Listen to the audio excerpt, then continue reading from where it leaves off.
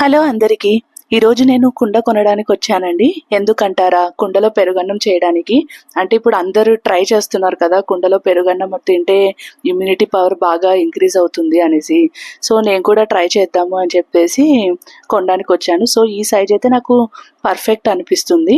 And first అయితే ఇట్లా కుండలోకి చద్దన్నం అయితే నేను తీసుకున్నానండి. అండ్ ఈ చద్దన్నం కూడా నేను ఆఫ్టర్‌నూన్ కుక్ చేశాను. అది ఇప్పుడు నైట్ యూజ్ చేస్తున్నాను. ఇలాగ బాగా అన్నంని మెత్తగా తీసుకోవాలి. ఇన్ కేస్ మీకు నార్మల్‌గా కావాలి అంటే నార్మల్‌గా అలాగే యూజ్ చేసుకోవచ్చు. నాకైతే అన్నము మెత్తగా ఉండటం ఇష్టము. ఎందుకంటే ఈజీగా డైజెస్ట్ అవుతది అనేసి. అలాగే ఇలా కుండలో రైస్ అంతా మునిగేలాగా 1 గ్లాస్ వాటర్ అయితే పోసుకున్నానండి. అండ్ అలాగే నేను మిల్క్ కూడా హాఫ్ గ్లాస్ మిల్క్ యూజ్ చేశాను. అండ్ ఇది మిల్క్ కూడా న్యాచురల్‌గా బఫెలో మిల్క్ అయితే బాగుంటుంది అని చెప్పేసి బఫెలో మిల్క్ అయితే యూజ్ చేశాను. ఎందుకంటే టేస్ట్ అనేది బాగా వస్తుందనేసి. అండ్ అలాగే 2 స్పూన్స్ గడ్డ పెరుగు అనేది తీసుకున్నాను. అండ్ మోర్ దాన్ 2 స్పూన్స్ అయ్యింది అంటే మాత్రము పెరుగు నెక్స్ట్ డేకి పులుపు ఎక్కుతుందనమాట.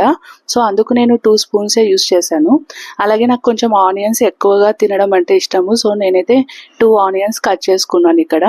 అండ్ కారం కూడా కొంచెం బాగా పడితే బాగుంటుంది పెరుగన్నంకి అని చెప్పేసి 4 మిర్చి వేసుకున్నాను.